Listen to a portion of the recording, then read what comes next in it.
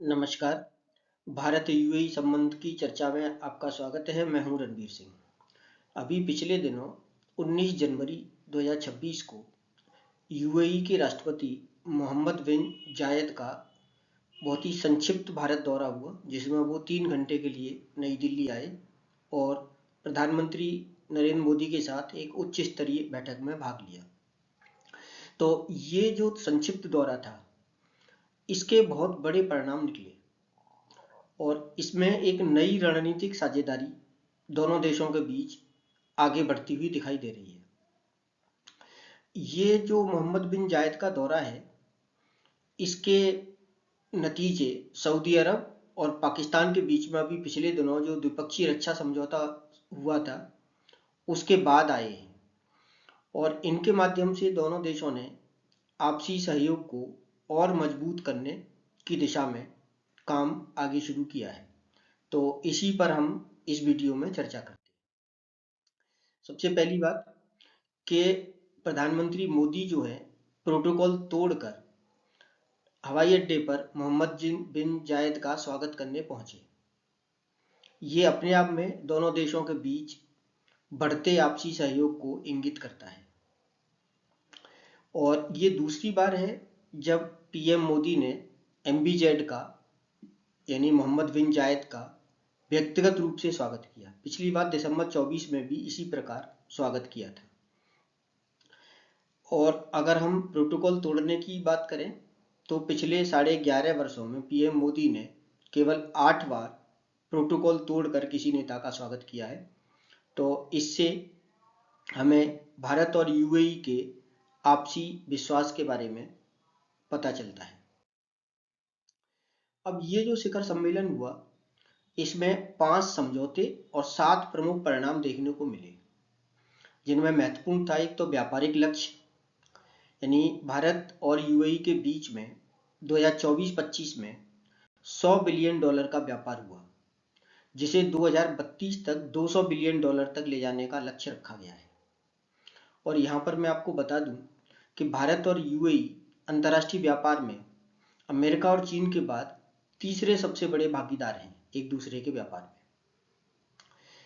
दूसरा, ऊर्जा के क्षेत्र में 10 साल के लिए एक एलएनजी समझौता हुआ, जिसमें लिक्विफाइड नेचुरल गैस की सप्लाई यूएई से भारत के लिए 10 साल के लिए की जाएगी।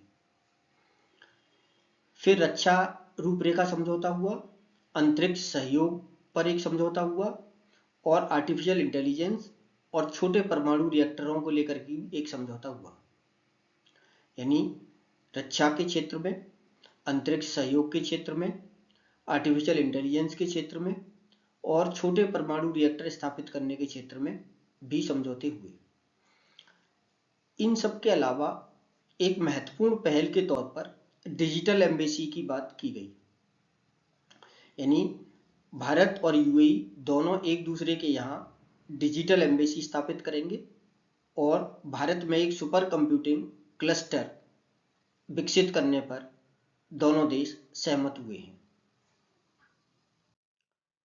एलएनजी समझौते की बात करें तो हिंदुस्तान पेट्रोलियम और यूएई की एडीएनओसी गैस जो कंपनी है वहाँ की, उसके बीच में 10 साल का समझौता हुआ है। 2028 से प्रति वर्ष 0.5 मिलियन टन गैस की आपूर्ति यूएई के द्वारा भारत के लिए की जाएगी। तो इस तरह से यूएई भारत का दूसरा सबसे बड़ा एलएनजी आपूर्तिकर्ता देश बन गया है। परमाणु सहयोग के क्षेत्र में बात करें तो अभी पिछले वर्ष 2025 में भारत ने sustainable harnessing and advancement of nuclear energy for transforming India, जिसे संक्षेप में शांति कानून कहा जाता है, 2025 पारित किया था। इस शांति कानून में भारत ने प्रावधान किया है कि निजी क्षेत्र की भागीदारी परमाणु रिएक्टर के विकास में और उसकी स्थापना में आमंत्रित की जाएगी। तो उन्नत परमाणु प्रौद्योगिकियों और छोटे परमाणु रिएक्टरों में सहयोग की संभावना तलाशने पर भी सहमति बनी है इस कानून के अंतर्गत, और इस कानून का यूएई ने व्यापक स्वागत किया है।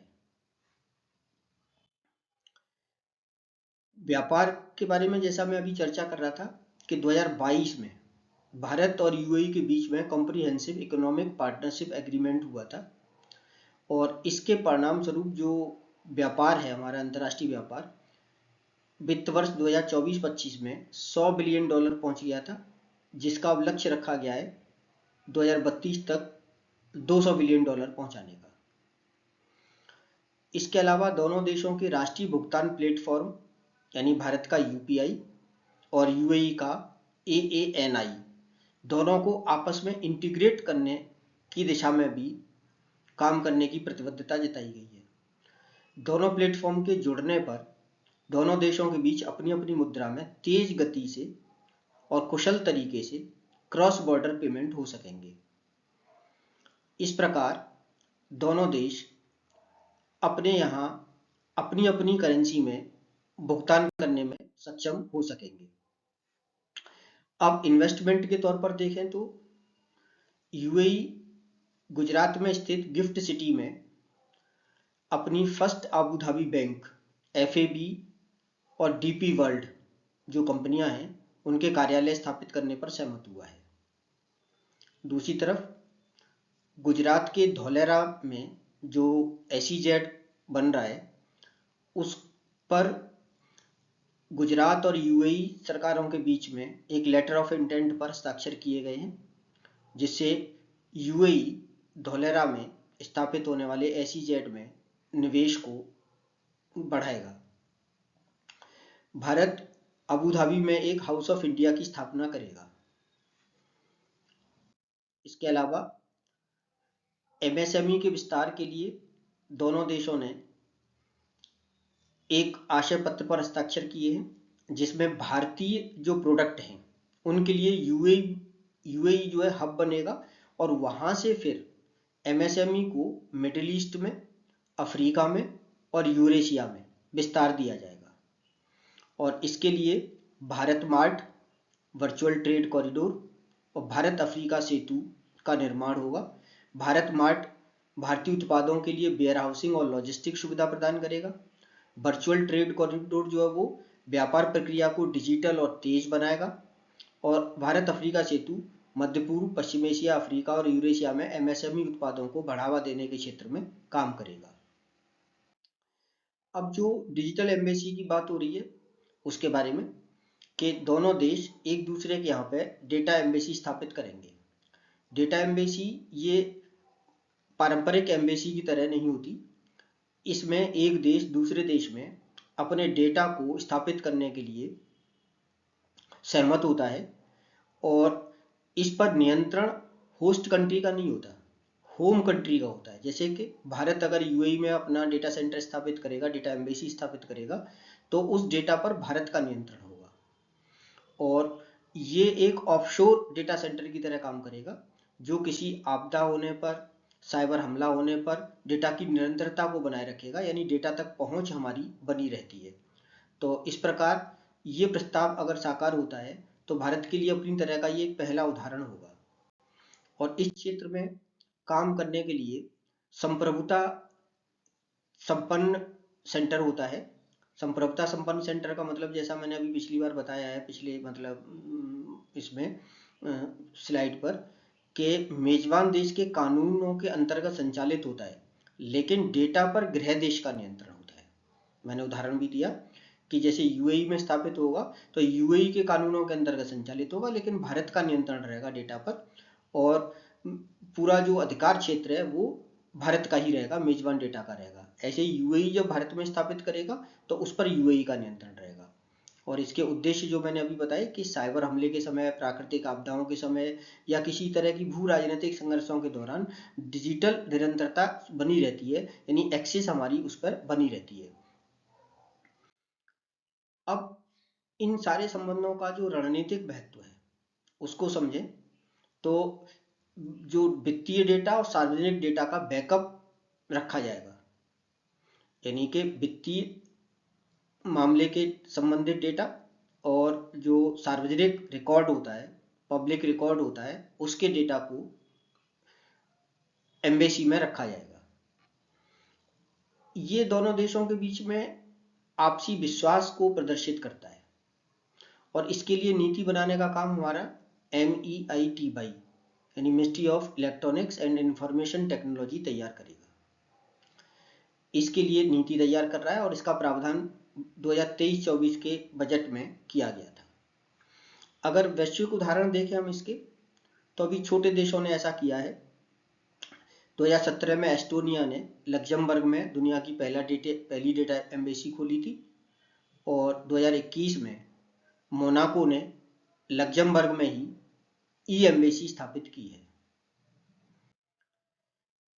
विदेश सचिव विक्रम मिस्री ने आपसी रक्षा सहयोग और क्षेत्रीय सुरक्षा के बारे में कहा कि रक्षा संबंधों का मतलब ये नहीं है कि हम क्षेत्र के संघर्षों में शामिल होंगे।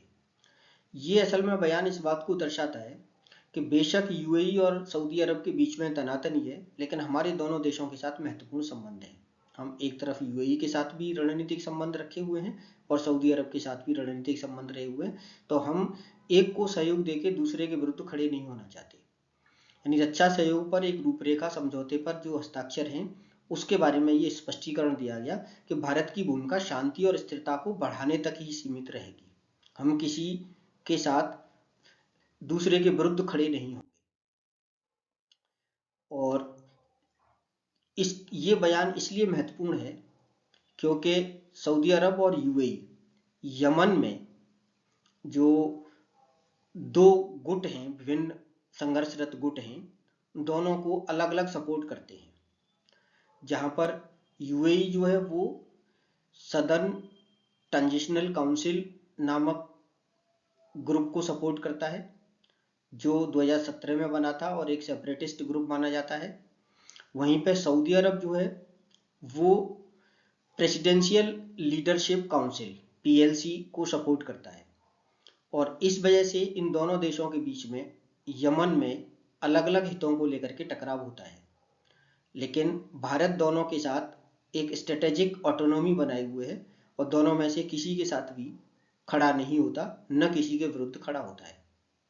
तो ये यमन को लेकर सऊदी अरब और यूएई के बीच जो तनातनी है, उसको देखते हुए भारत का बयान महत्वपूर्ण माना जाता है। और भारत गाजा शांति योजना और यमन की स्थिति पर दोनों पक्षों से चर्चा कर रहा है, लेकिन अपनी रणनीतिक स्वायत्तता बनाते हुए चर्चा करता है। तो अगर हम दोनों देशों के बीच के ऐतिहासिक संबंधों की पृष्ठभूमि को देखें, तो 1972-73 में दोनों देशों के बीच में राजनयिक संबंध स्थापित हुए थे, और प्रधानमंत्री मोदी की यूएई की यात्रा 2015 में हुई, जो 34 वर्षों बाद पहली किसी प्रधानमंत्री की यात्रा थी, जिससे दोनों देशों के संबंधों को व्यापक रणनीतिक साझेदारी के तौर पर अपग्रेड किया गया।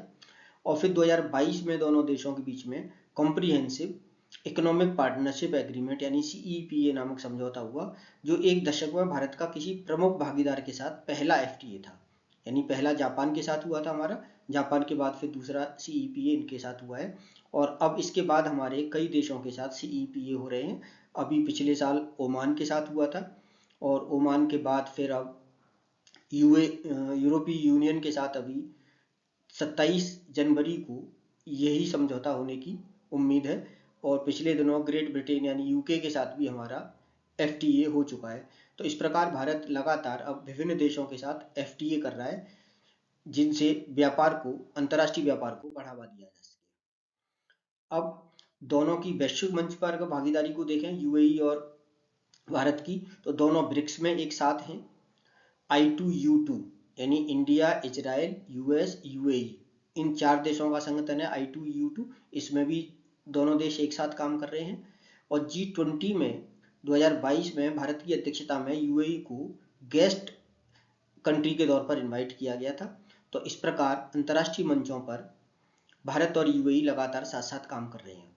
तो ये साझेदारी अब ऊर्जा सुरक्षा से आगे बढ़कर डिजिटल संप्रभुता और वैश्विक भू राजनीतिक संतुलन की दिशा में बढ़ रही है।